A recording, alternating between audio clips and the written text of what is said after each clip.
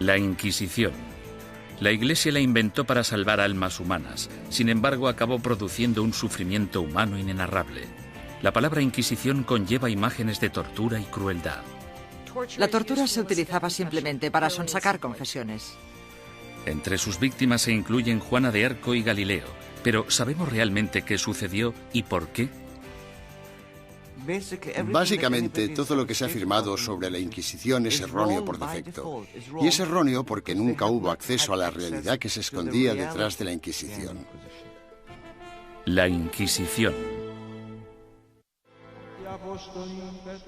Ciudad del Vaticano, octubre de 1998. En una petición de examen de conciencia sin precedentes y en honor al año Jubileo 2000, el Papa Juan Pablo II convoca a un tribunal especial de historiadores y académicos para celebrar un simposio sobre lo que él mismo denominó una fase tormentosa en la historia de la Iglesia, que hoy en día se conoce como la Inquisición.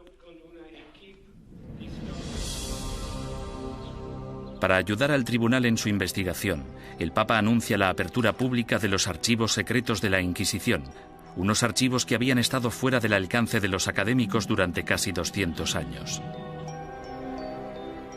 El pontífice, de 79 años de edad, se enfrenta así a una de las cuestiones más cruciales en su trayectoria. ¿Debería la Iglesia Católica pedir disculpas por los pecados cometidos durante la Inquisición? El tema es un polvorín de controversia, incluso entre los historiadores. Yo creo firmemente que esta disculpa era innecesaria, porque la Iglesia no fue responsable de la mayoría de las persecuciones que hemos tenido en el pasado europeo. La Iglesia sí tiene alguna responsabilidad desde un punto de vista histórico. Fuera lo que fuere lo que la Inquisición hizo mal, no se puede decir que no fuera responsabilidad del papado. Todos los académicos deben afrontar una cuestión central y perturbadora. ¿Cómo pudo una institución como la Iglesia convertirse en el instrumento a través del cual se destruyeron miles de vidas humanas durante 6 siglos? La primera respuesta implica comprender que nunca hubo una única y todopoderosa Inquisición, sino más bien instituciones independientes en España, Portugal e Italia. Lo que compartían era un oscuro y perpetuo miedo, el miedo a la herejía religiosa.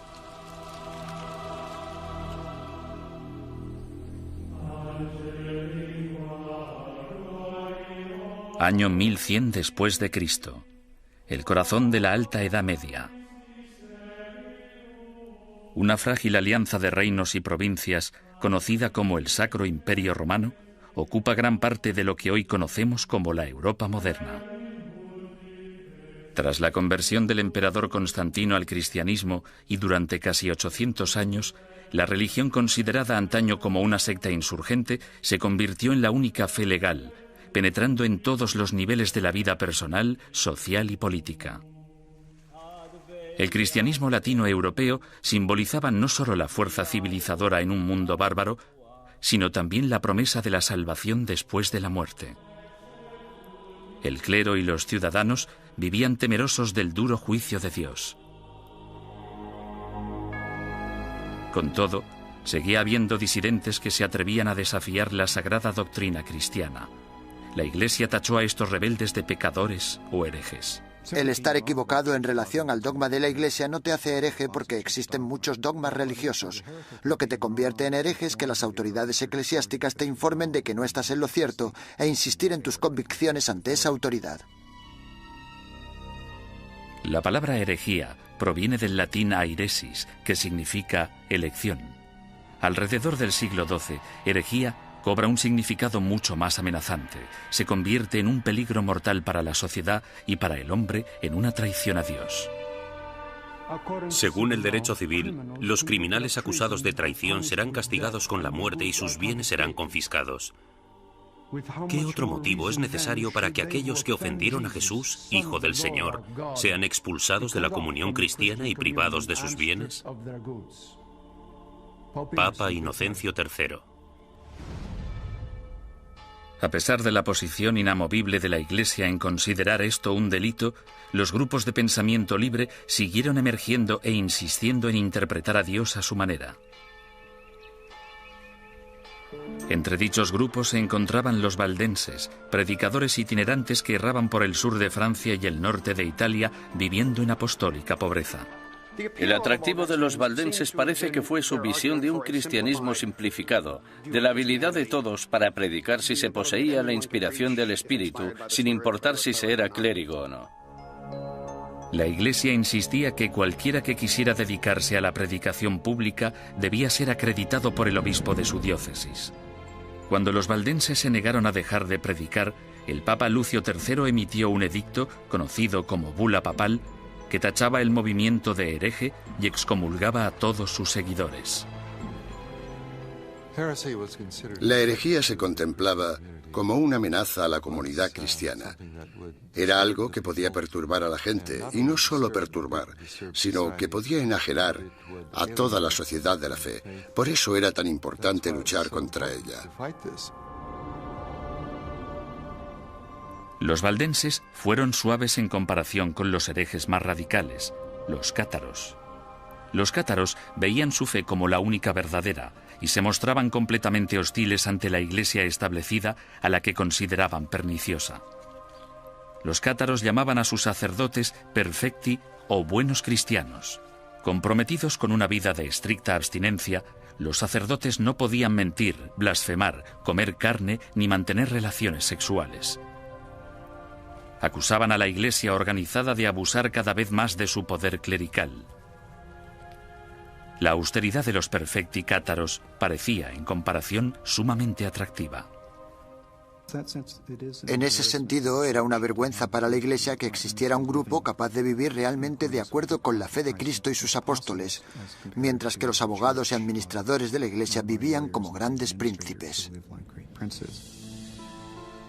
Alrededor del siglo XIII, Europa era un foco de herejía. Al sur de Francia floreció el catarismo. La tensión aumentó hasta que una conspiración cátara asesinó a un representante papal que predicaba en la región del Languedoc en el año 1208.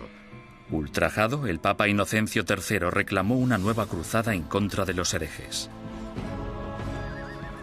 Lo que hizo fue básicamente pedir a la nobleza del norte de Francia que se trasladara al sur del país y que convenciera a los nobles de la región, que no perseguían al movimiento cátaro, de que lo hicieran y que propiciaran las condiciones adecuadas para erradicar a los cátaros del mundo rural. El Papa denomina esta guerra santa contra sus semejantes cristianos la Cruzada Albigense, en honor a la catedral francesa de la ciudad de Albi. Las atrocidades que cometieron sus cruzados del norte se convirtieron en legendarias. Los perfecti cátaros, fácilmente identificables por sus atuendos negros, eran asesinados en el acto. Los perfecti no intentaron esconderse, en parte porque la muerte les liberaba de este terrible mundo material en el que el Dios mezquino les había sumergido. Tenían una tímida tendencia al martirio.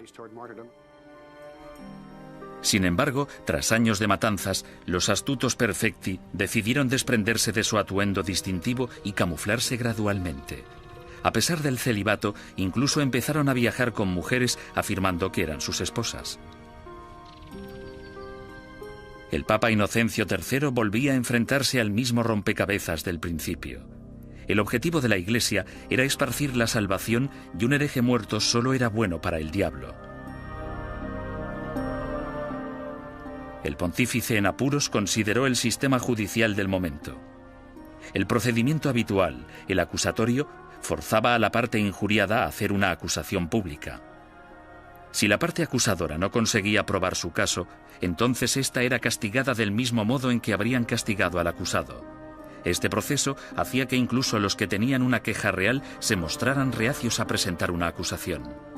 Inocencio III se dio cuenta de que esas reglas no servirían para su objetivo a largo plazo. En el año 1215, el Papa congregó a todos los líderes cristianos en el Cuarto Concilio de Letrán, celebrado en Roma. Inocencio utilizó el encuentro para anunciar sus nuevas normas para la persecución de herejes y clérigos descarriados. La Santa Inquisición había nacido.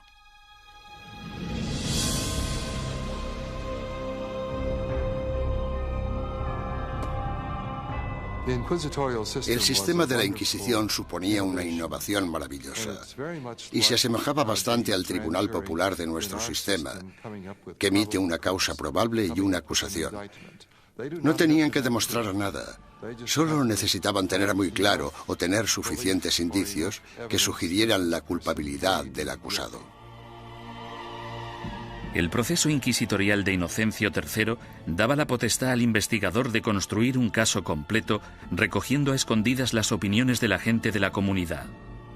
En 1231, el Papa Gregorio IX inicia un concurso público para el nombramiento de nuevos agentes especiales, llamados inquisidores de la depravación hereje. Es el amanecer de la Inquisición medieval, que empieza con una venganza. El objetivo de la Inquisición es acabar con la herejía, y acabar con la herejía significa acabar con los herejes.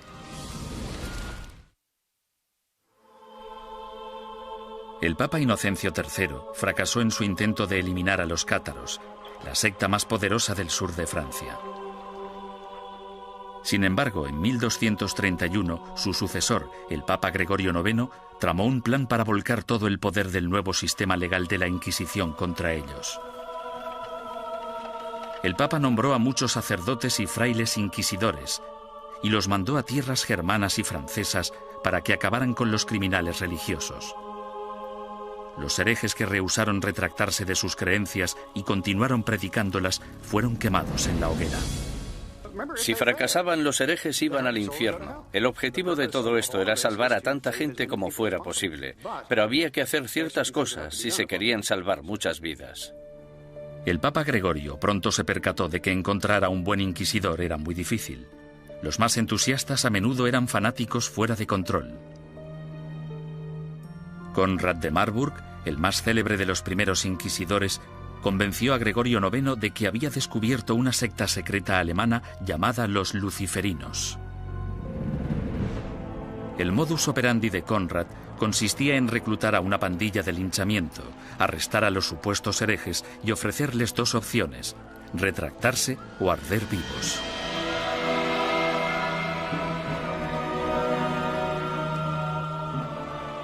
Los historiadores descubrirían más adelante que los luciferinos fueron pura ficción, una invención obsesiva que Conrad creó para impresionar al Papa. El inquisidor papal del norte de Francia no era mejor.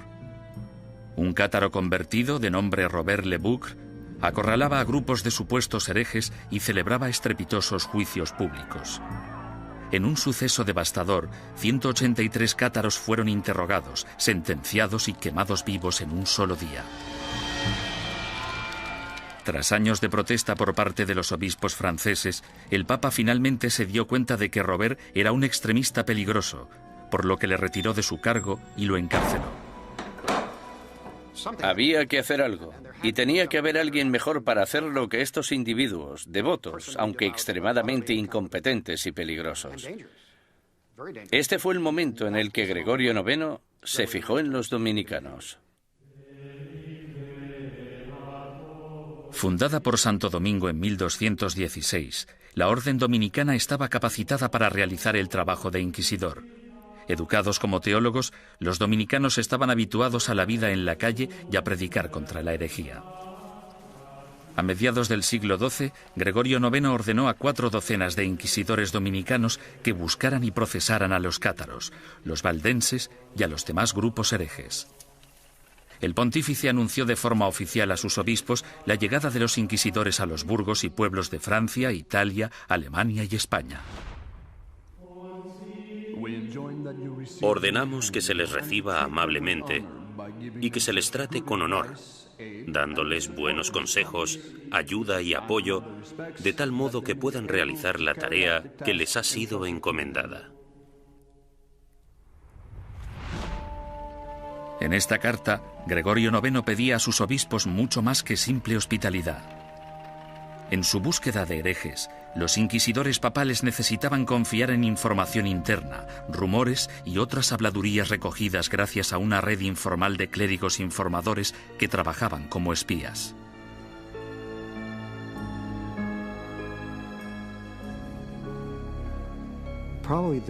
Probablemente sus mejores ojos y su mejor oído en el mundo rural eran los del clero parroquial, puesto que éste vivía en los pueblos, tenía familiares en ellos y por lo tanto estaba atento a los cotilleos locales. En sus incursiones a lo largo de la geografía, los inquisidores llegaban a un pueblo acompañados normalmente de un notario o escribiente para documentar el procedimiento o en ocasiones de un sirviente o un guardaespaldas. Entonces, el párroco reunía a los habitantes del pueblo para que escucharan al visitante predicar sobre los pecados y los peligros de la herejía. Una vez terminado el sermón, el inquisidor anunciaba un período de gracia durante el que cualquiera que hubiera cometido herejía podía confesar sus pecados a cambio de un trato clemente. Los que temían ser acusados o habían cometido herejía y tenían remordimientos de conciencia debían actuar durante el período de gracia, porque si lo confesaban después de dicho período, es decir, después de que se iniciara una investigación sobre ellos, la confesión no se consideraba tan sincera como si la hubieran hecho durante el período de gracia. Unas semanas más tarde, el inquisidor anunciaba el fin del período de gracia, momento en el que se iniciaba la fase más nefasta del edicto de fe. Desde ese momento, cualquier acusado se convertía en víctima de interrogatorios o arrestos. Y dado que la información siempre se daba en secreto, el inquisidor animaba a todos los buenos ciudadanos a que denunciaran a cualquier vecino que creyeran que podía ser hereje. El objetivo de las inquisiciones generales, de los edictos de gracia y los edictos de fe, era conseguir que entrara y saliera tanta gente como fuera posible de la oficina del inquisidor. Y para ello utilizaban el miedo, el terror y el interés propio. El inquisidor debía tener al menos 2 testimonios incriminatorios antes de poder seguir adelante. En ocasiones, los sujetos víctimas de investigación no sabían que eran sospechosos hasta el día que les convocaban.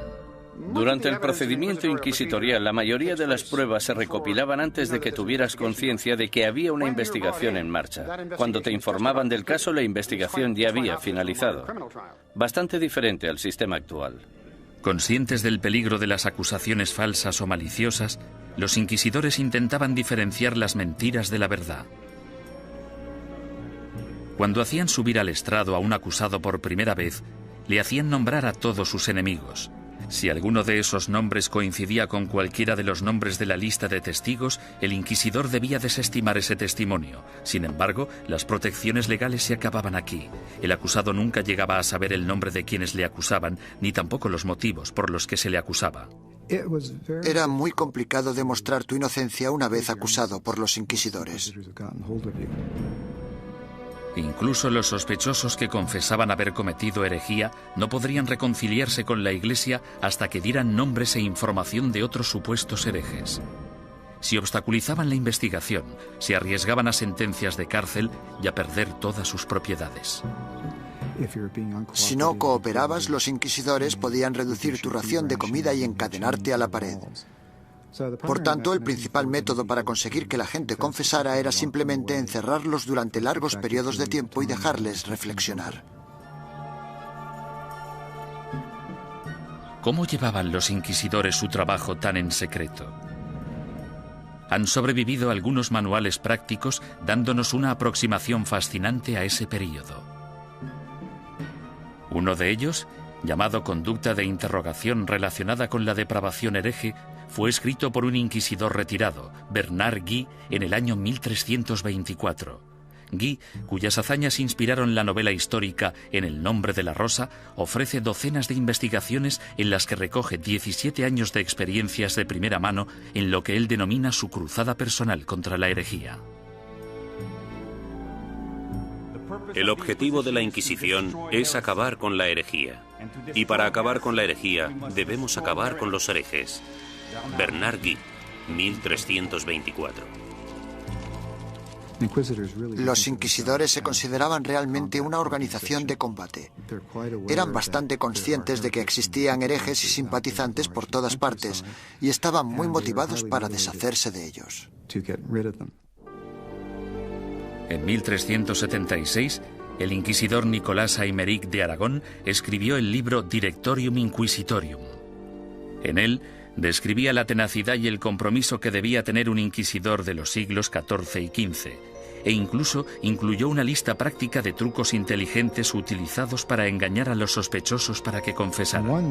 Uno de los trucos que me asombró fue el de sentarse con una vitela pequeña en las rodillas y mirarla y comprobarla mientras la persona da su testimonio. Luego, en algún punto dices, no, lo que estás diciendo no puede ser verdad. Está clarísimo que no me estás diciendo la verdad. Y entonces el sospechoso, sometido al interrogatorio, piensa que lo que tienes es la declaración de otra persona cuando en realidad solo tienes una vitela en blanco.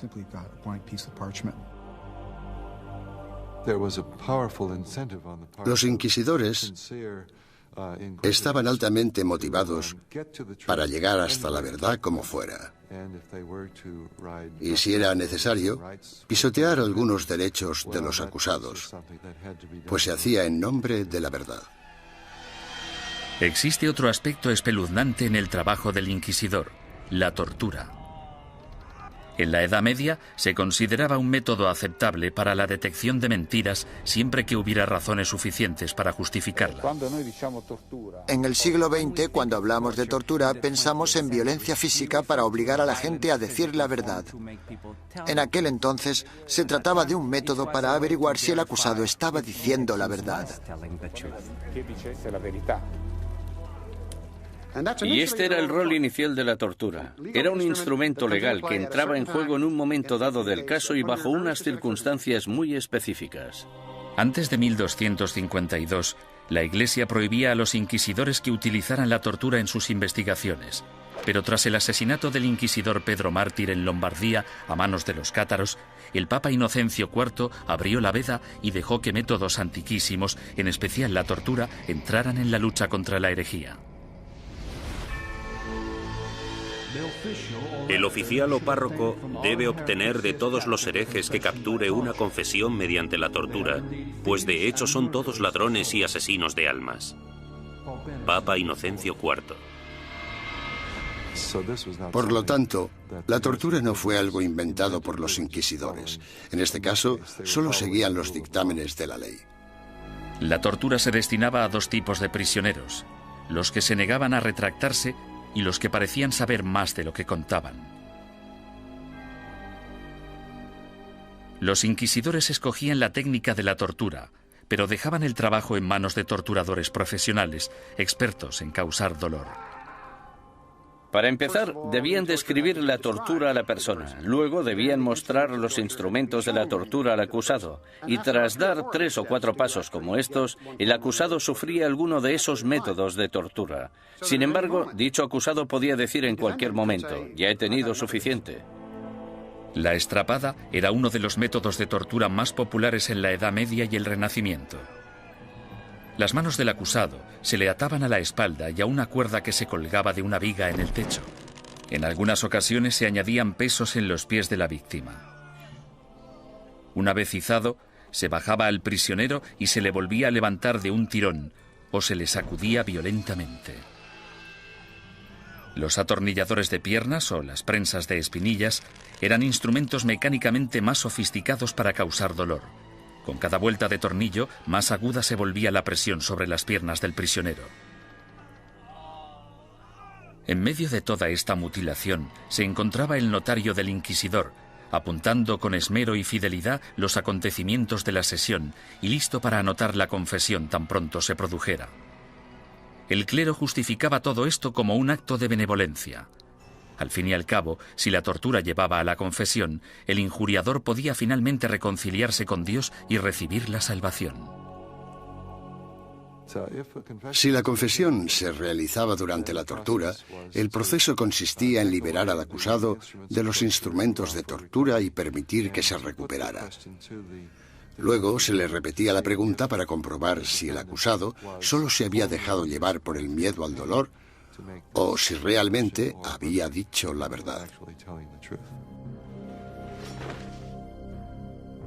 Con todas esas técnicas a su disposición, no resulta sorprendente que los inquisidores fueran convincentes en casi un 90% de los casos. ¿Podía la herejía estar realmente tan extendida? ¿O eran los inquisidores los que utilizaban su poder para asustar a la gente y obligarles a hacer confesiones falsas? En mi opinión, uno de los mayores problemas a la hora de trabajar con los informes de la Inquisición es determinar hasta qué punto podemos creer nada de lo que está escrito en ellos, porque los inquisidores, si querían, podían hacer confesar casi todo a cualquiera. Aunque para los culpables de herejía, lo más temido era el día del juicio. No podías hacer nada para huir de ellos, porque estaban obligados a ejecutarte. Durante los siglos XIII y XIV, los inquisidores papales siguieron su camino por el sur de Europa, recogiendo acusaciones e investigaciones de herejes. Estos sacerdotes se veían como soldados de primera línea de Dios, en guerra por la salvación de las almas, pero dejaban atrás un campo de batalla repleto de bajas.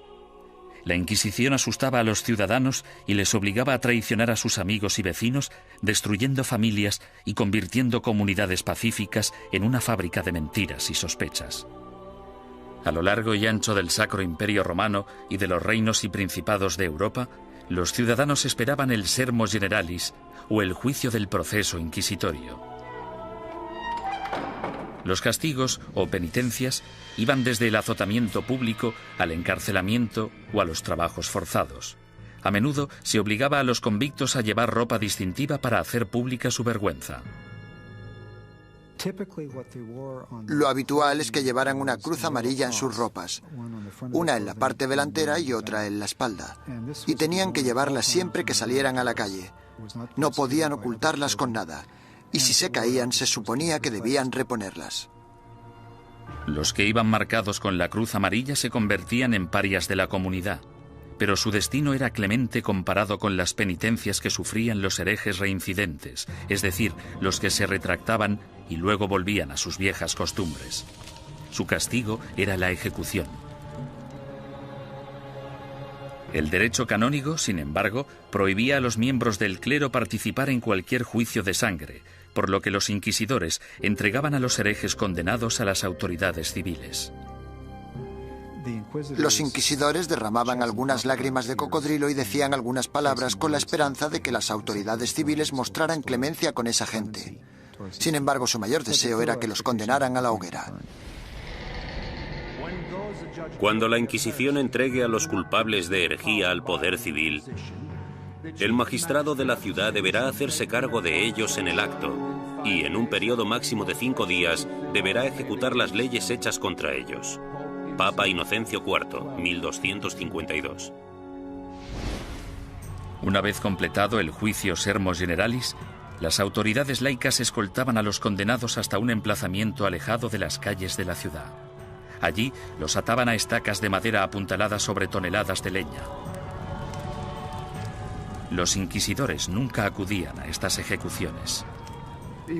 Se te permitía hacer la última confesión a un sacerdote si lo deseabas. Sin embargo, puesto que estabas bajo la custodia del poder laico, no podías hacer nada para escaparte de ellos porque estaban obligados a ejecutarte. Quemar en la hoguera es una de las sentencias de muerte más horribles que se puedan imaginar. Las llamas podían tardar horas en consumir por completo al condenado. Si la víctima estaba de suerte o sus familiares eran suficientemente influyentes, entre la leña se colocaba mucha madera húmeda para que generara mucho humo.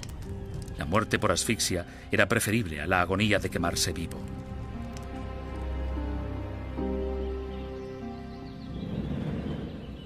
Ni siquiera la muerte podía liberarte de las garras de la Inquisición. En ocasiones, personas que habían muerto hacía años recibían acusaciones post-mortem y eran condenadas por herejía. Se saqueaban sus tumbas y se lanzaban sus restos a la hoguera. Desgraciadamente para la familia del fallecido, lo peor aún estaba por llegar. Las autoridades civiles confiscaban automáticamente todas las propiedades de los herejes fallecidos, dejando desvalidos a sus esposas e hijos sin importar su lealtad religiosa. La mañana siguiente a una ejecución a menudo atraía a los coleccionistas de reliquias, basureros que acudían con sacos a barrer las cenizas en busca de piezas de cadáveres.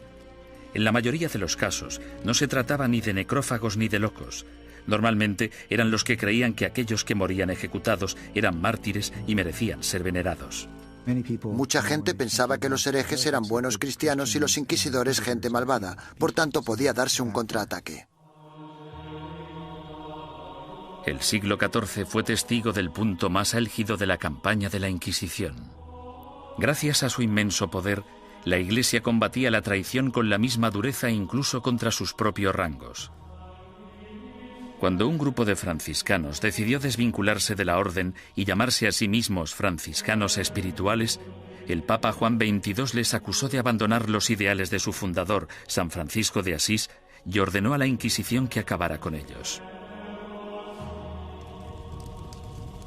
Tras quemar en la hoguera a 4 líderes franciscanos espirituales en Marsella el año 1317, la mayoría de los rebeldes restantes volvieron a la orden original. Durante los 150 años de la Inquisición papal de Gregorio IX, los principales movimientos herejes, los cátaros y los valdenses, fueron virtualmente erradicados de la Europa occidental. Al reducirse el número de herejes, parecía que la Inquisición acabaría desapareciendo por completo. Sin embargo, el negocio de la cacería y el castigo de brujas resucitó el proceso con una venganza durante el siglo XIV. Se consideraba herejía, puesto que se creía que para conseguir poderes el hechicero debía renunciar a Dios y a su bautismo. Es decir, que debía romper un contrato y rendir algún tipo de homenaje al diablo para poder conseguir esos poderes. El diablo nunca da nada a cambio de nada. La política corrompió los primeros casos de brujería. En 1307, Francia se encontraba casi en bancarrota tras una serie de fracasos bélicos. Su rey, Felipe el Hermoso, envidiaba las riquezas y las propiedades que poseían los caballeros templarios, una orden de poderosos monjes guerreros que se formó durante la primera cruzada a Tierra Santa. El rey Felipe los acusó falsamente de brujería, y durante los 7 años siguientes se torturaron y encarcelaron o quemaron en la hoguera a miles de templarios por toda Europa. Ningún historiador moderno cree que los templarios fueran objetivamente culpables de los cargos que se les imputaron: sodomía, adoración al diablo, herejía, etcétera, etcétera. En mi opinión, esto fue una verdadera manipulación cínica del proceso por parte de Felipe el Hermoso, y supone uno de los ejemplos más espeluznantes de hasta qué punto podían llegar a pervertirse los procedimientos inquisitoriales. Un siglo después, tras su triunfo sobre los ingleses en Orleans, Juana de Arco fue capturada y encarcelada por sus enemigos, que temían su creciente poder político. La entregaron al Tribunal Inquisitorial, organismo que utilizaron como instrumento en su contra.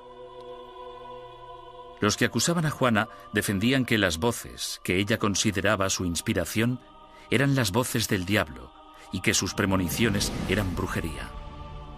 Juana fue condenada y murió en vehemente agonía. La nueva herejía de brujería diabólica parecía muy peligrosa tanto para la Inquisición como para las autoridades civiles, y engendró el manual práctico más relevante e influyente de todos. Publicado en 1486, Malleus Maleficarum, o El martillo de las brujas, proporcionaba apoyo teológico, consejos legales y varias técnicas para acusar, torturar y sentenciar a las brujas. Se trata de un documento infame, puesto que crea la imagen arquetípica de la mujer bruja, además de ser una de las obras de todo el mundo literario que muestra más abiertamente su misoginia. Cuando una mujer piensa por sí misma, solo piensa en cosas malas. Como son más débiles de cuerpo y alma, no resulta sorprendente que puedan sucumbir al hechizo de la brujería. Toda brujería procede de la lujuria carnal que en las mujeres es insaciable. Malleus Maleficarum. La historia ha demostrado que uno de los autores de Malleus Maleficarum, un inquisidor de nombre Heinrich Kramer, tenía ciertos problemas para controlar su propia insaciable lujuria carnal. En el año 1485, Kramer fue acusado de llevar a cabo una inquisición en la región de Innsbruck, lo que ahora es Austria. Él mismo se buscó los problemas porque la mayoría de los interrogados eran mujeres y las preguntas tenían relación con sus actividades sexuales. Alarmado por la manifiesta obsesión sexual de Kramer, el obispo ordenó que destituyeran al inquisidor y que liberaran a todos sus prisioneros. 2 años más tarde apareció Malleus Maleficarum. Nació de la frustración de Kramer por la experiencia de Innsbruck y de la furiosa misoginia que sufría. Durante los siguientes 200 años, el Malleus Maleficarum se convirtió en un bestseller y llegó a ser publicado en 4 lenguas distintas.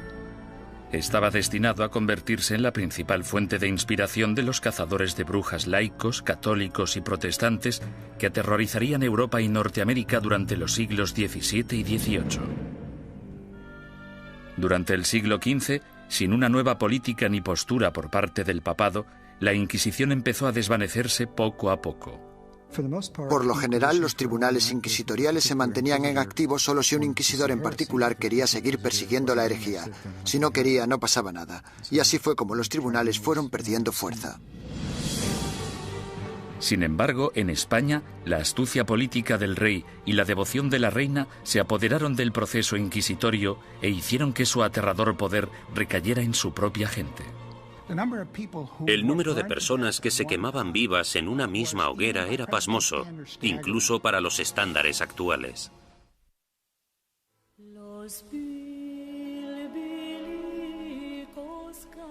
La situación de los judíos europeos durante el período medieval siempre fue desesperada.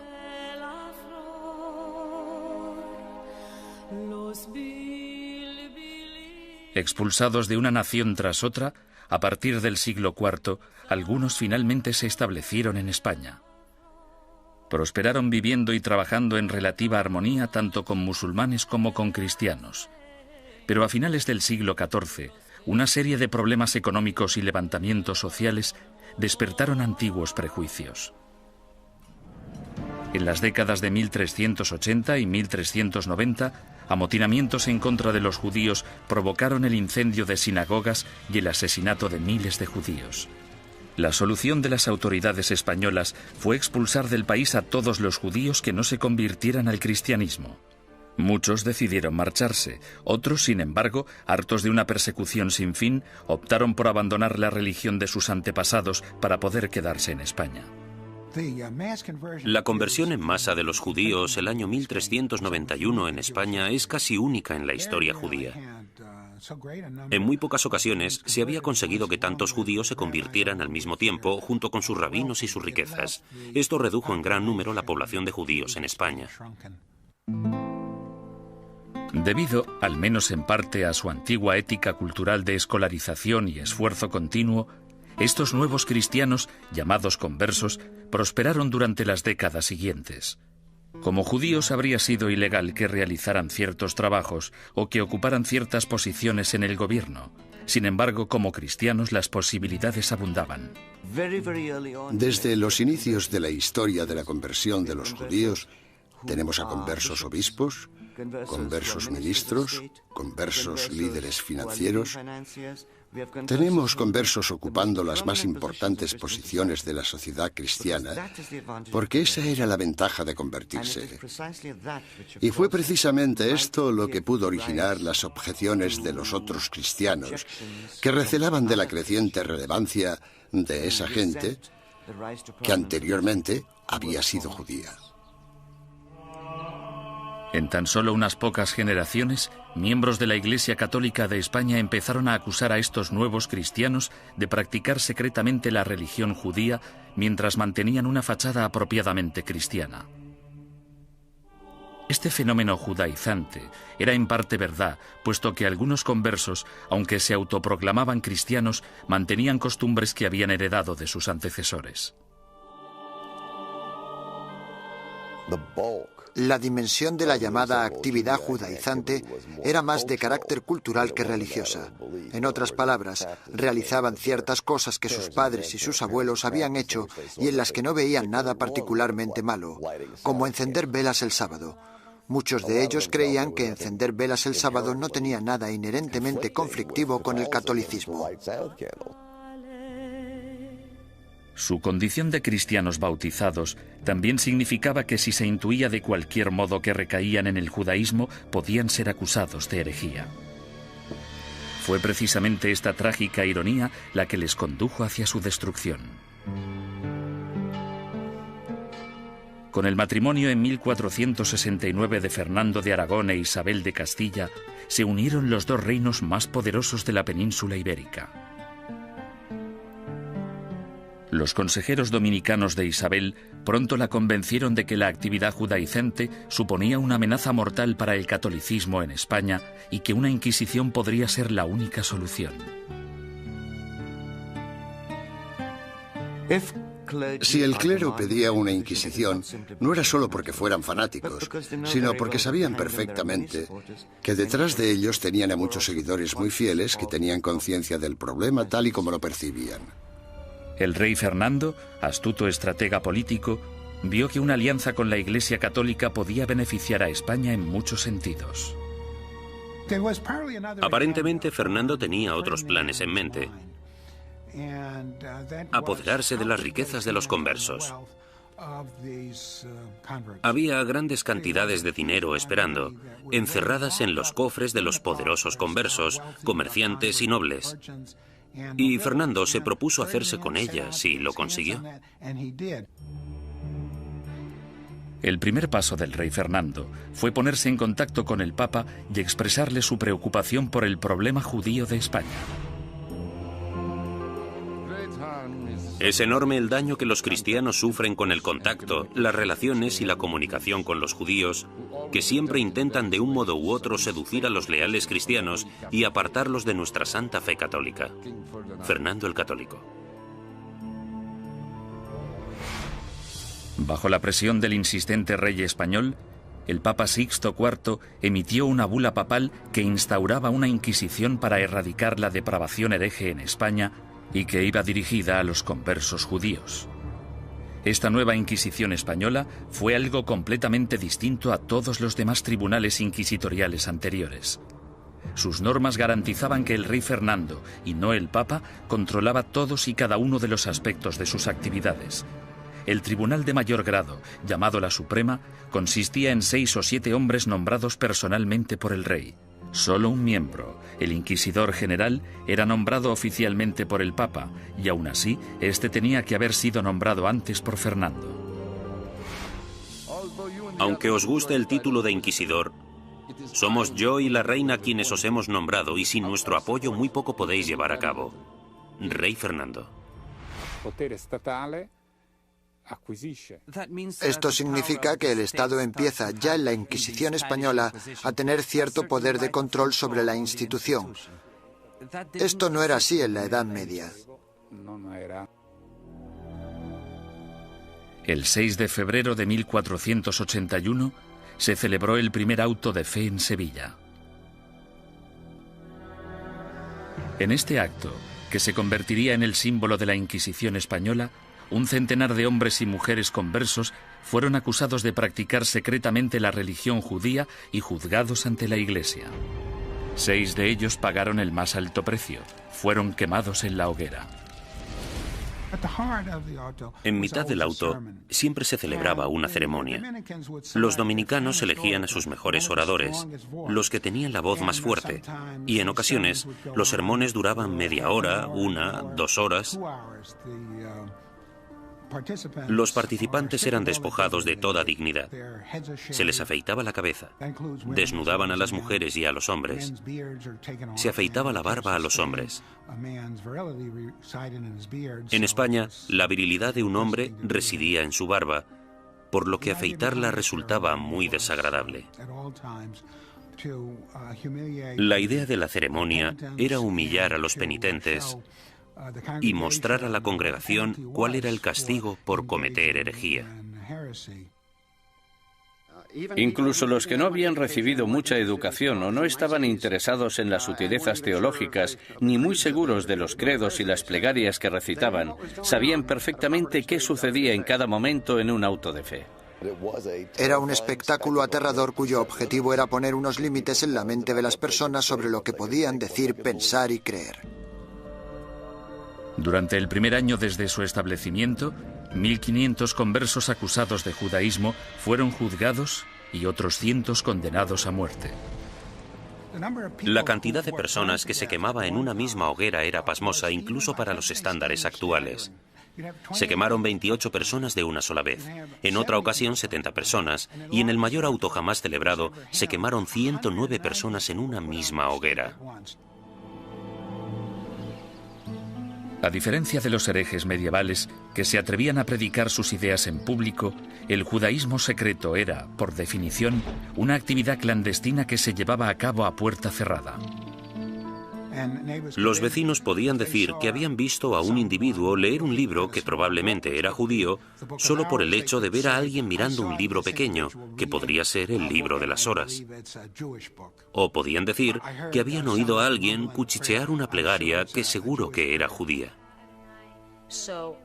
Por tanto, encender velas, darse un baño, lavar la ropa, tratar, preparar y comer carne en día de pescado, como podían ser los viernes o los miércoles, podía causarte grandes problemas si tus vecinos se percataban y tenías mala relación con ellos. Las acusaciones provocaban más acusaciones.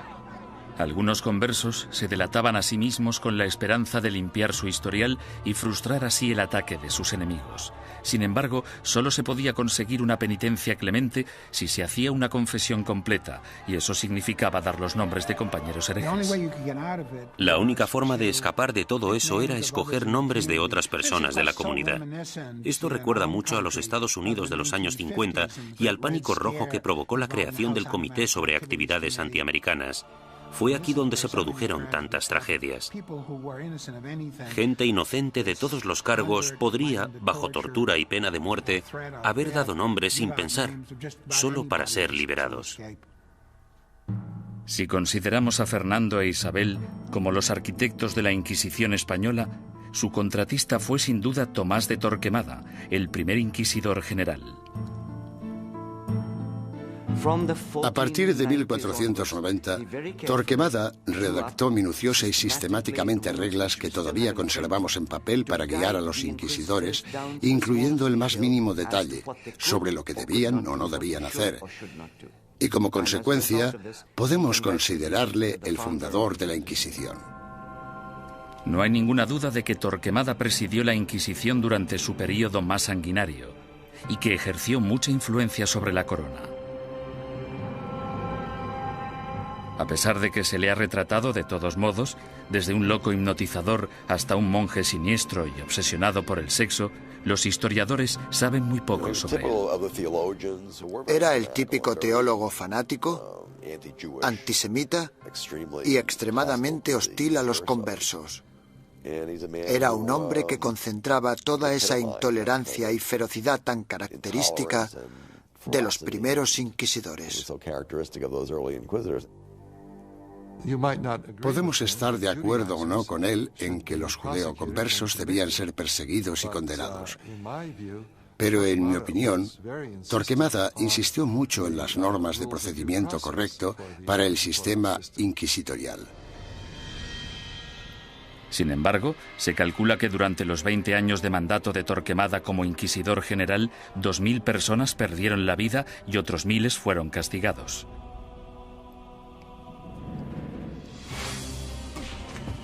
A ello se le sumó un alocado complot de asesinato que selló el destino de los judeoconversos españoles y aseguró el papel de la Inquisición en España durante los siguientes 200 años. Los judíos no ganaban nada convirtiéndose. La situación social no cambió en ningún sentido. Solo podía empeorar para la gente de origen judío. 5 años después de su nacimiento, la Inquisición se encontraba en plena forma, ganándose a pulso su temible reputación. Los conversos españoles, los judíos convertidos al catolicismo, no podían acudir a ningún lado en busca de justicia. Tanto la Iglesia como las autoridades civiles seguían la misma lógica aplastante. Todos los conversos que rehuían la Inquisición eran, por defecto, culpables. Todos los que daban el paso y se delataban a sí mismos eran, puesto que lo admitían, culpables. Y todos aquellos que eran juzgados y condenados eran, evidentemente, culpables. Los procedimientos interinos del Tribunal de la Inquisición se mantenían en privado y los informes se protegían cuidadosamente, incluso de la corona. Cuando la Inquisición española arrestaba a alguien, esa persona simplemente desaparecía en la cárcel hasta que la Inquisición acababa con ella. Los familiares y amigos quedaban a la espera, llenos de preocupación y sin poder ayudar. Los españoles convirtieron este hecho en un verdadero fetiche. El secreto. Me refiero a que este era uno de sus principios fundamentales. La creencia de que el prestigio de la institución dependía en gran medida de la capacidad de mantener intacto el secretismo. Para los acusados, la naturaleza surrealista y casi arbitraria del proceso generaba terror. No existía ningún juicio. Eran más bien audiencias tras las que el prisionero volvía a su celda. Después de todo el sufrimiento, que podía prolongarse durante semanas o meses, el acusado podía no llegar a saber los crímenes de que se le acusaba. Se le exigía constantemente, a veces bajo amenazas de muerte, que confesara. El acusado tenía que inventar explicaciones sin saber la naturaleza de la denuncia que se había interpuesto contra él.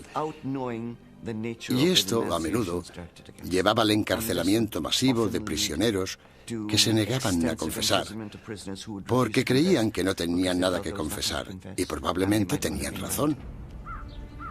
El 15 de septiembre de 1485, algunos conversos furiosos decidieron tomarse la justicia por su mano.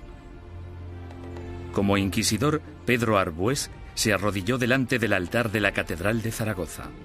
8 asesinos le atacaron con cuchillos.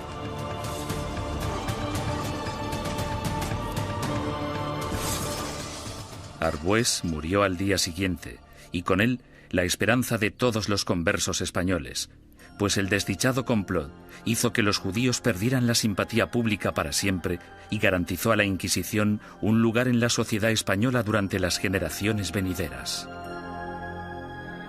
Entre los académicos hay una pregunta obvia que ha generado más debate que cualquier otra. ¿Practicaban realmente los conversos el judaísmo en secreto o fueron simplemente cabezas de turco de la intolerancia? El problema desde un punto de vista técnico es que la única fuente de información que tenemos para responder a esta pregunta proviene del Santo Oficio. En consecuencia, el tema a tratar es, ¿debemos creer totalmente en los hermanos del Santo Oficio que investigaron a los conversos? ¿O debemos pensar que fue básicamente un fraude, una gran exageración basada en falsos testimonios? A petición del inquisidor general Torquemada, en marzo de 1492, el rey Fernando emitió otro edicto de expulsión. Se daba a los judíos 4 meses para aceptar el bautismo o abandonar España. Durante los meses siguientes, casi la mitad de la población judía de España, unas 40.000 personas, abandonó el país. Los demás se quedaron y se convirtieron al cristianismo. Simplemente cayeron en la misma trampa que habían tendido a sus antepasados judíos hacía 100 años. Por tanto, los judíos no ganaban nada convirtiéndose. La situación social no cambió en ningún sentido. Solo podía ir a peor para la gente de origen judío. No lloréis a vuestra partida, pues vosotros tenéis que beber vuestra propia muerte de un sorbo, mientras que nosotros tenemos que quedar atrás, entre esta gente malvada, recibiendo la muerte de ellos cada día. Juan de León, judío español converso. En 1499, la orden de expulsión se amplía para incluir a todos los musulmanes no convertidos de España. Durante los casi 25 años siguientes, una serie de rebeliones, expulsiones y bautismos forzados generan otra clase social de nuevos conversos al cristianismo, los moriscos. Lo que tenemos aquí es el mismo escenario que el de los conversos. Un grupo de gente que pertenecía a otra cultura y a otra religión y que ahora eran teóricamente cristianos.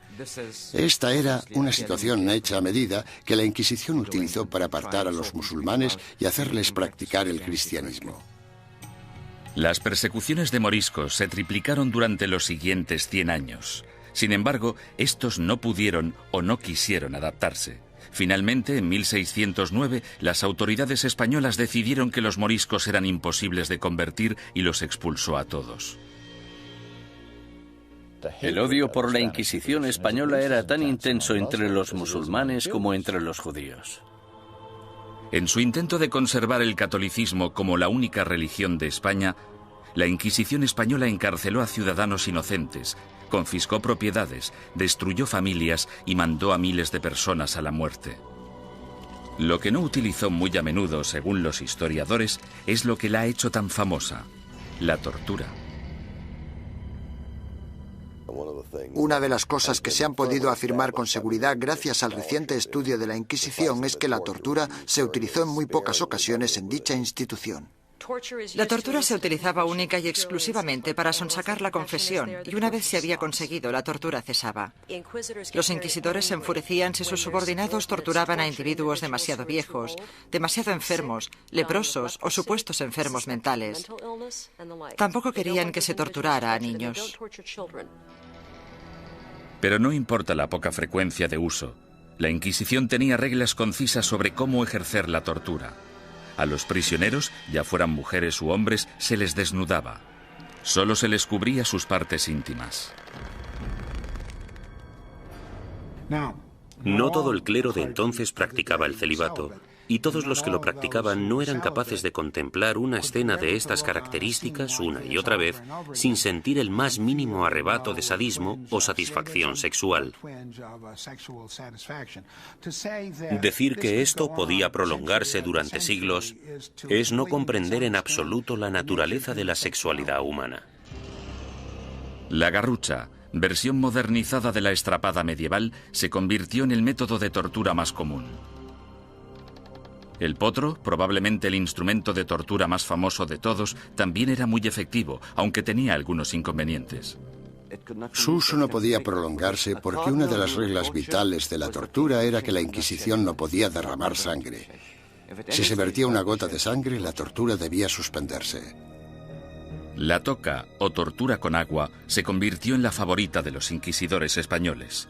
Durante el terrible sufrimiento, la boca del prisionero se mantenía abierta a la fuerza y se introducía una pieza de ropa por la garganta. Luego se vertía agua por la garganta, de modo que la pieza de ropa quedaba empapada y provocaba al prisionero violentos espasmos. Durante la Inquisición española, la tortura no podía aplicarse más de 3 veces y nunca durante más de 15 minutos. Las afirmaciones que hacían los prisioneros no eran legales, a no ser que las ratificaran 24 horas después, lejos de la sala de tortura. Hubo inquisidores que rompieron las reglas, aunque lo hicieron por ignorancia, más que por malicia. El buen juez debe hacer caso omiso de los gritos, lloros, suspiros, temblores o del dolor del acusado. Y toda tortura debe realizarse con tal cuidado que el acusado no se vuelva loco, ni quede herido, lesionado ni indebidamente angustiado. J. Damunder, testigo ocular de las torturas. Se les pedía que siguieran las normas del libro, eso era todo. Yo no he encontrado, sinceramente, demasiados indicios de que se rompieran dichas normas. Me refiero a que tal vez estaban más dispuestos a seguir los procedimientos que los policías de hoy en día. La Inquisición española realizó algunas innovaciones en el área del castigo. La cruz amarilla que llevaban los herejes medievales en sus vestimentas evolucionó hasta un atuendo llamado San Benito.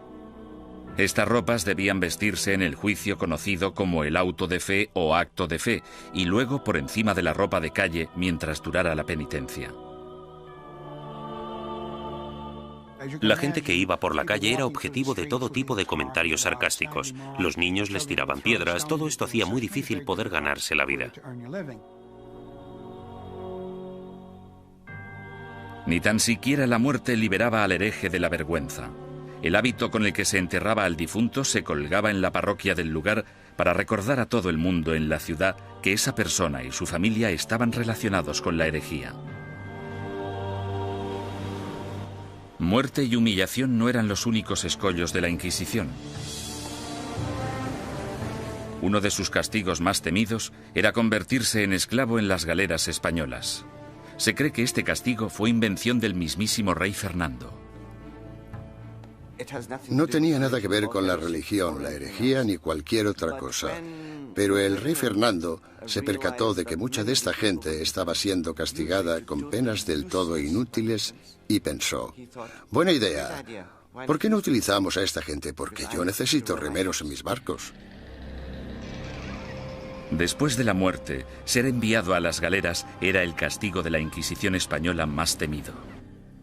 No puedo imaginarme nada peor que ser esclavo en las galeras. Yo casi preferiría que me quemaran. Al menos acabaría rápido. Durante la expulsión del año 1492, miles de judíos cruzaron la frontera con Portugal, engrosando allí la población judía y reanimando viejas tensiones raciales. A causa de los alborotos resultantes, los judíos portugueses fueron obligados a convertirse al cristianismo, y en 1532 el rey Juan III insistió en que Portugal tuviera su propia Inquisición. Durante 10 años, los ricos conversos portugueses utilizaron todas las formas de persuasión posible, incluyendo enormes sobornos, para convencer al Papa de que no instaurara una Inquisición en su nuevo santuario. Muchos conversos españoles se fueron a Portugal y de hecho pronto superaron en número a la comunidad portuguesa. Dichos conversos creían que en Portugal estarían a salvo hasta que, evidentemente, los portugueses instauraron su propia Inquisición y todo cambió. La Inquisición portuguesa se puso a trabajar de inmediato con los sospechosos de siempre. Entre 1547 y 1580 se celebraron 34 autos de fe en Portugal con casi 2.000 penitentes y 169 ejecuciones. Las persecuciones fueron tan letales que los conversos, la mayoría de los cuales apenas habían emigrado a Portugal desde España, decidieron volver a su tierra natal y enfrentarse a lo que parecía el mal menor de las dos malvadas instituciones. Tras la conquista militar española del Imperio Azteca en 1521 por Hernán Cortés, los conversos portugueses y españoles pronto emigraron a las Américas en busca de un nuevo comienzo. Pero la Inquisición española les siguió de cerca e inició investigaciones en la recién fundada Ciudad de México. En 1528, 2 conversos españoles fueron quemados en la hoguera tras el primer auto de fe celebrado en tierras del Nuevo Mundo. Las primeras oleadas de sacerdotes españoles también consideraban su deber guiar a la población americana lejos de sus creencias paganas y ayudarles a adoptar el cristianismo. Tras un periodo inicialmente optimista sobre lo que se creía una conversión extendida, la segunda generación de prelados españoles en el Nuevo Mundo empezó a tener dudas sobre si los indios seguían siéndolo a escondidas después de ser bautizados, del mismo modo que se creía que los conversos seguían siendo judíos tras el bautismo. En contra de la política estricta y reacia aplicada tanto a judíos como a musulmanes en España, la Suprema finalmente decidió que los indios simplemente eran incapaces de asimilar las creencias cristianas y que, por tanto, estaban fuera del alcance de la conversión. Sin embargo, la Inquisición pronto se enfrentaría a su mayor enemigo hereje de todos los tiempos, el protestantismo. Y en ocasiones incluso fueron torturados por la Inquisición, lo que parece muy injusto, pero eran protestantes y eran una presa fácil.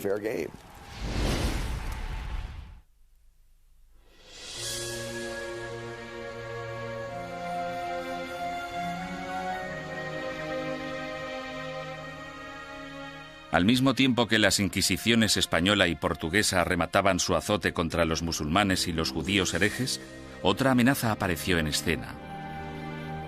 En 1517, un sacerdote alemán llamado Martín Lutero dejó su famoso tratado, las 95 tesis, a las puertas de la iglesia de Wittenberg. Se trataba de un ataque acerbo a la Iglesia católica. ¿No es cierto que bajo el vasto cielo no existe nada más corrupto, más pestilente y más odioso que la corte de Roma? La que una vez tuvo las llaves del cielo, ahora es una especie de boca abierta hacia el infierno. Martín Lutero. La carismática protesta de Lutero evolucionó hasta convertirse en una auténtica revolución religiosa. El movimiento de la Reforma sacudió a toda Europa. Alrededor del año 1550, las coronas de Dinamarca, Noruega, Suecia y Finlandia ya se habían acogido a la nueva religión llamada protestantismo. El Papa estaba furioso. La forma en la que se contemplaba desde Estados Unidos la amenaza soviética de los años 50 y 60 sería muy parecida a la forma en la que Roma en aquel entonces contemplaba la amenaza protestante. Con sus ajetreados puertos y su extensa red europea de comercio, era solo cuestión de tiempo que las ideas protestantes empezaran a viajar hacia la España católica. En 1577, dos grupos independientes de adinerados protestantes convertidos fueron descubiertos y arrestados en Sevilla y en Valladolid. Estos arrestos de finales de 1550 fueron terribles para la administración inquisitorial y para el gobierno real, puesto que muchos de los sospechosos ocupaban altos cargos en la burocracia gubernamental. El descubrimiento de dos organizaciones protestantes en dos de las mayores ciudades de España causó oleadas de pánico por todo el país católico. El rey español Carlos V, que había dedicado los últimos 30 años a la lucha contra el protestantismo en Alemania, exigió una purga rápida y despiadada. Su aliado en Roma, el Papa Pablo IV, volcó todo el poder de la Iglesia en el ataque contra el protestantismo y emitió una bula papal sin precedentes en la que permitía a la Santa Oficina Española ejecutar a los ofensores que cometían un crimen por primera vez e incluso a los que se arrepentían.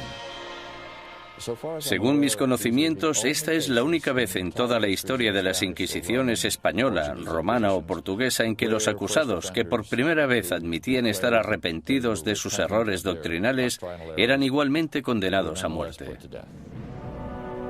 La fiebre del antiprotestantismo llegó a todas las grandes ciudades de España.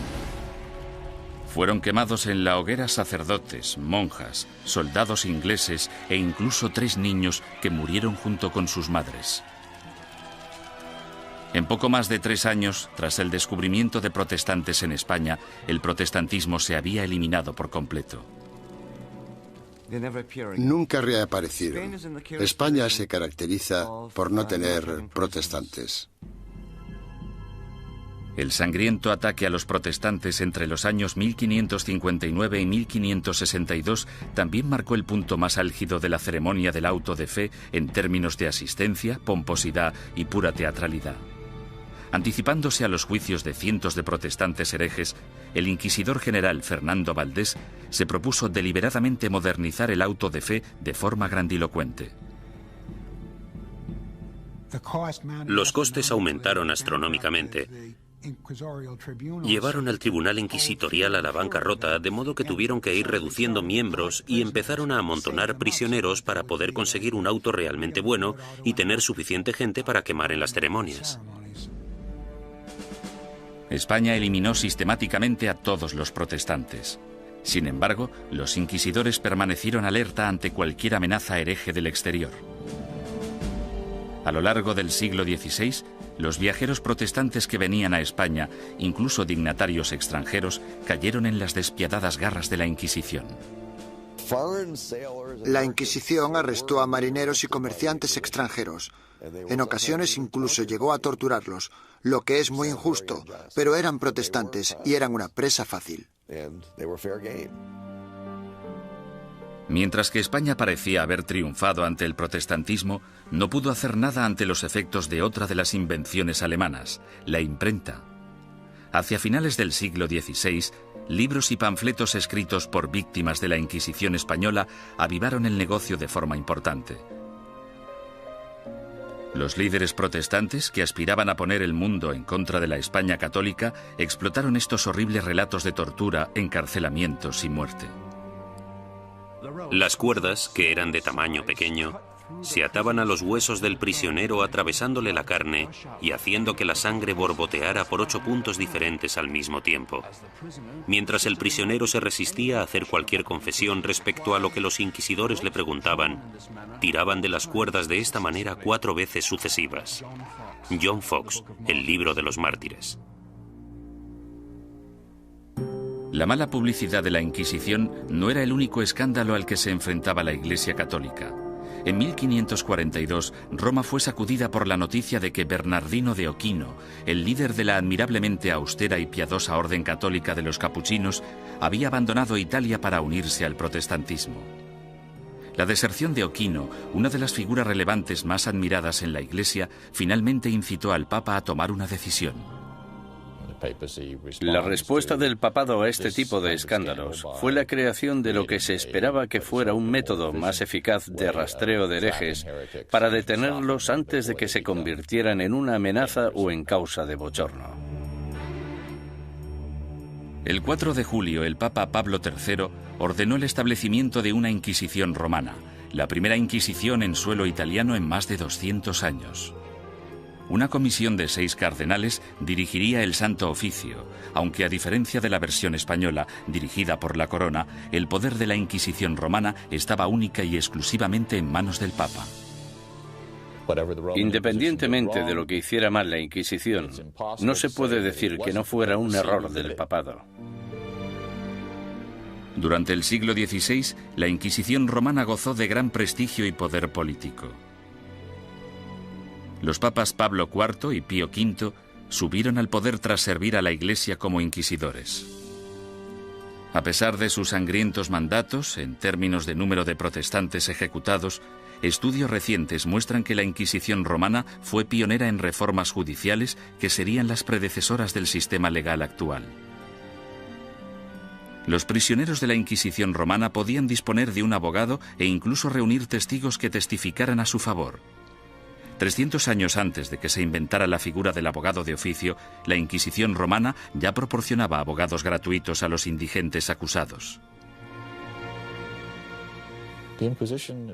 Como mínimo, la Inquisición escuchaba o pretendía escuchar las explicaciones del acusado de un modo que los demás sistemas judiciales no contemplaban.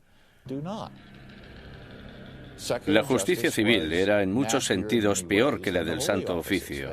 Torturaban a los acusados más despiadadamente, los condenaban con más rapidez. Los acusados no morían a causa de la tortura en el sistema inquisitorial, sí en cambio en los tribunales civiles.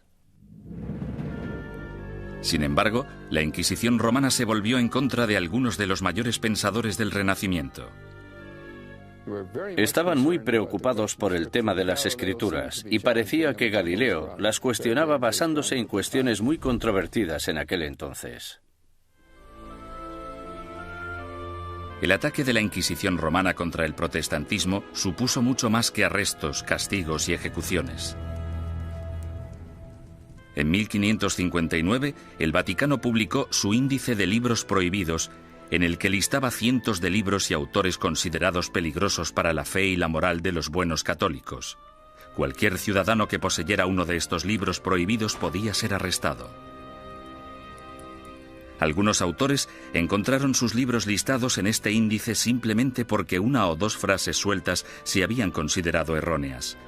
Sir Thomas More, político inglés que irónicamente fue decapitado por su lealtad a la religión católica, también fue considerado un autor prohibido. En relación a ciertos pasajes de sus libros, el índice decía: podéis leer este libro, pero debéis saltaros este pasaje. Es cierto que mucha gente famosa aparecía en este índice y, por tanto, estaban prohibidos. Los historiadores cuestionan si dichos índices tuvieron algún impacto real. Hay literalmente miles de títulos en cada índice, y aparte de un grupo de inquisidores y de obispos, pocos sabían exactamente qué estaba prohibido. Con mis investigaciones he podido demostrar que en Cataluña, por ejemplo, nadie hacía caso al índice. A lo largo de todo el siglo XVI, las librerías de Barcelona vendieron públicamente libros que aparecían en el índice de libros prohibidos. Simplemente fingían no conocerlo. Como instrumento de censura, el índice de libros prohibidos resultó ser algo de mucho ruido y pocas nueces. Sin embargo, no hay ninguna duda de que la Inquisición romana tuvo un efecto represivo sobre las ideas intelectuales y científicas y que destruyó las vidas y los legados de algunos de los mayores pensadores del Renacimiento. Giordano Bruno fue uno de los genios más excéntricos del siglo XVI. Medio filósofo, medio loco, su visión del cosmos, considerada inverosímil en su época, de hecho se anticipó a la concepción actual del sistema solar. Bruno era un visionario. Se consideraba casi una segunda reencarnación de Cristo, aunque de hecho tenía sus dudas sobre la divinidad de Dios, pensamiento por el que fue acusado. El tratado más famoso de Bruno, publicado en 1584, pronto le hizo merecedor de aparecer en el Índice romano. De título Sobre el universo infinito y los planetas, es una mezcla extravagante de misticismo y astronomía de Copérnico. Bruno lanzó la teoría de que existe vida inteligente en otros planetas situados más allá de las estrellas. Enseñaba que la unificación de todas las religiones, incluidas el Islam y el judaísmo, era la única salvación de la humanidad. Estas creencias herejes provocaron aversión tanto entre los católicos como entre los protestantes. En un periodo de tensión religiosa, las personas como Bruno representaban una amenaza enorme porque en realidad parecían desechar casi todos los pilares básicos del cristianismo.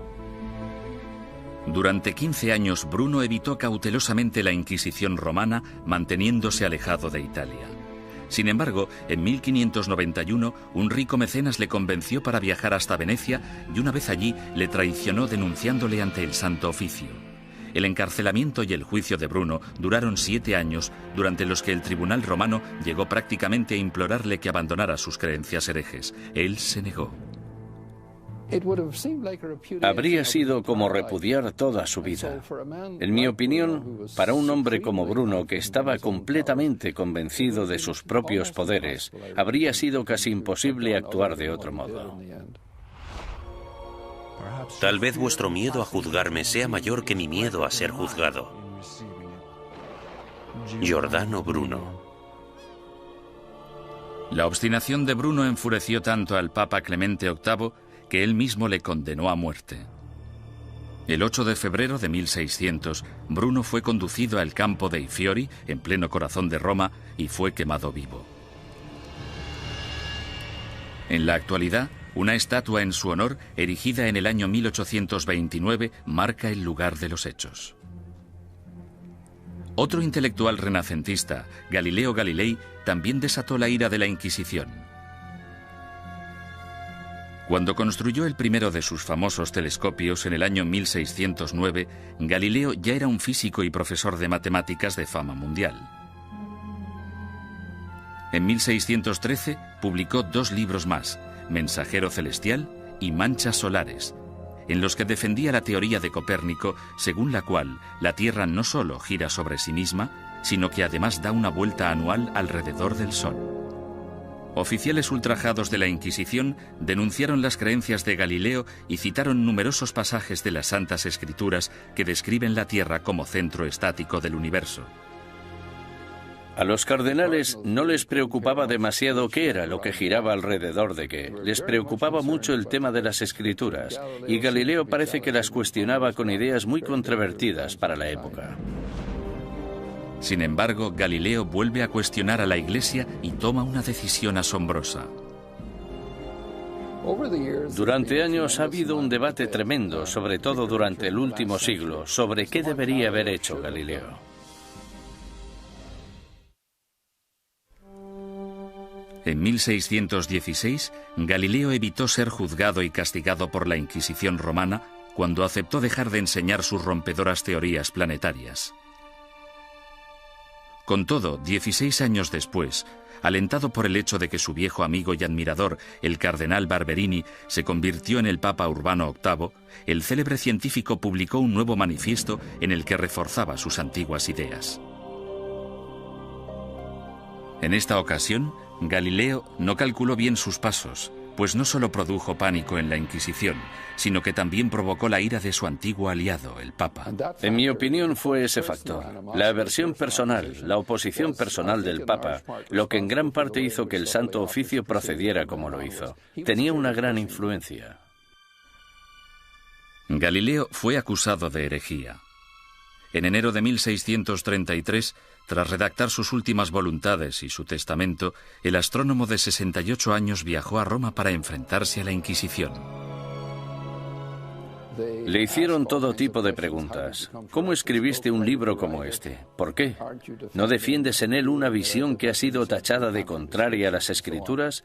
Galileo siguió manteniendo su inocencia, lo que probablemente no fue una buena estrategia dadas las circunstancias del juicio. Tras 3 meses de interrogatorio por parte de la Inquisición, en los que le amenazaron con torturarle, llegaron a un acuerdo. A cambio de retirar las acusaciones más graves, Galileo admitiría haber cometido un error y se declararía culpable de la ofensa menor que suponía haber defendido públicamente el copernicismo. El 21 de junio de 1632, en una ceremonia pública celebrada en Roma, pronunciaron la sentencia de Galileo y éste se retractó de sus creencias científicas.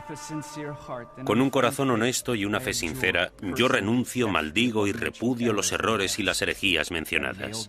Galileo Galilei. Durante años ha habido un debate tremendo, sobre todo durante el último siglo, sobre qué debería haber hecho Galileo.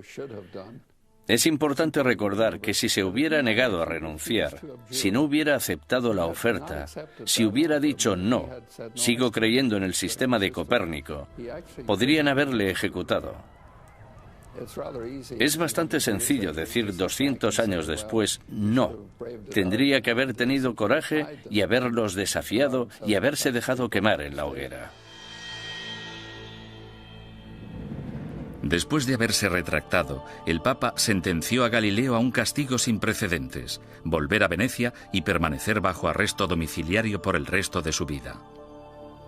El viejo científico murió silenciosamente 9 años después, a los 77 años. La leyenda afirma, sin embargo, que justo después de pronunciar su promesa forzada, Galileo susurró a un amigo: La Tierra se mueve a pesar de todo. En 1992, el Papa Juan Pablo II anunció oficialmente que la Iglesia se equivocó en 1633 al acusar al padre de la ciencia moderna de hereje. Es una lástima que no le escucharan, que no hubiera ningún teólogo en aquel momento capaz de entenderle. El error fue de los que juzgaron a Galileo.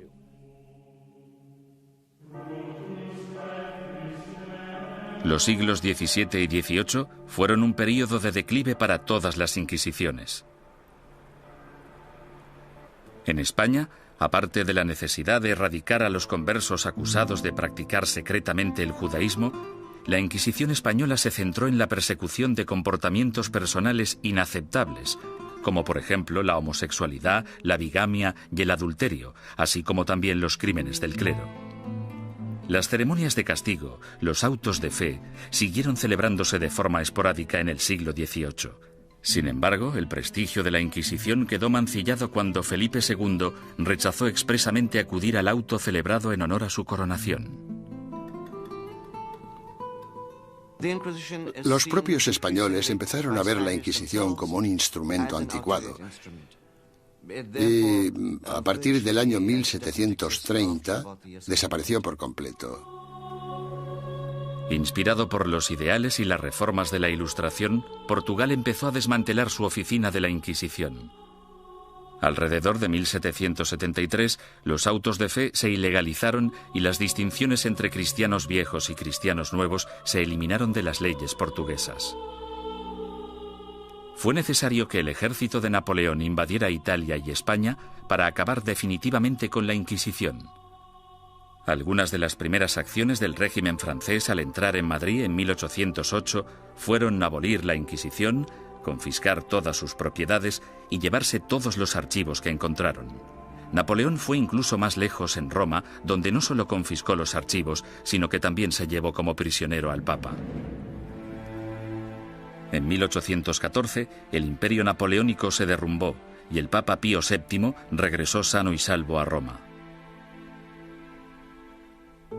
Finalmente, en el año 1820, la Inquisición española fue ilegalizada completamente. Al oír la noticia, grupos de ciudadanos asaltaron el palacio, quemando y destruyendo todos los informes inquisitoriales. Algunas personas cuyos familiares habían sido juzgados no querían que se supiera. Por eso los robaron y los destruyeron. A pesar de la aplastante realidad, el papado se negó a admitir que el final de la Inquisición era inevitable. La Inquisición romana continuó ejerciendo teóricamente, no en la práctica, durante los siguientes 150 años. En 1965, el Papa Pablo VI reorganizó el Santo Oficio llamándole la Congregación para la Doctrina de la Fe. Todavía existe en la actualidad, aunque solo interviene como consejera en asuntos eclesiásticos. No realiza investigaciones ni impone la doctrina de la Iglesia.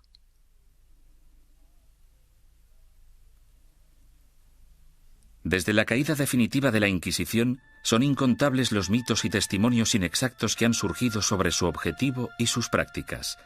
Los descubrimientos realizados en documentos nunca vistos, así como en los archivos de la Inquisición abiertos por el Vaticano recientemente, han ayudado a desbancar algunos de ellos. Por ejemplo, se ha podido demostrar que algunos recuentos de personas quemadas en la hoguera eran enormemente exagerados. La gente decía que se habían quemado 200 personas. De esas 200, quizá 3 fueran reales y 197 imaginarias. Poco a poco hemos podido fijar los números reales de las personas que fueron ejecutadas. Han sido necesarios muchos siglos para comprender que algo estaba mal. Debemos tener en cuenta el contexto y la mentalidad. Mucha gente creía que la Inquisición era un instrumento necesario y, aunque no gustaba demasiado, se aceptaba. Sin embargo, otros eruditos advierten que una visión revisionista de la Inquisición nos podría estar llevando demasiado lejos en la dirección errónea. Era una institución malvada.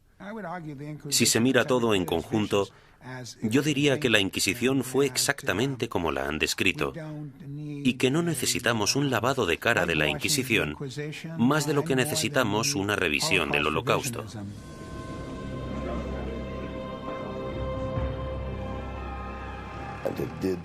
Torturó a gente, impuso fuertes castigos, quemó a personas.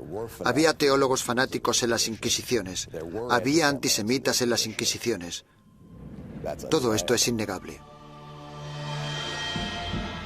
Hay un hecho que la historia no puede negar. A pesar de que la Inquisición se concibió para el bien de la humanidad, acabó causando un dolor y un sufrimiento humano inenarrables.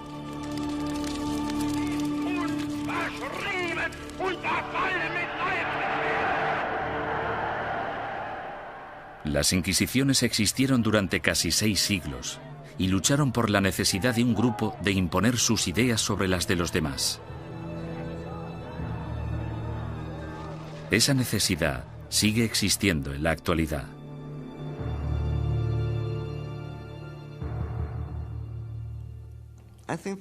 Creo que la lección que debemos aprender de la Inquisición es que no debemos verla como algo único. Es un fenómeno recurrente que se ha dado a lo largo de la historia en todos los países, porque es un fenómeno natural. Es un fenómeno internacional. Es más, es innato en la condición humana utilizar las inquisiciones como método de imposición de nuestras preferencias culturales. El peligro siempre está al acecho. Cuando una sociedad se ve amenazada, sin importar si esa sociedad es una sociedad religiosa como la Iglesia Católica del siglo XVI o una nación-estado del siglo XX, cuando se desafía a una sociedad, el resultado más común es una respuesta violenta que a menudo no está reglada por la ley.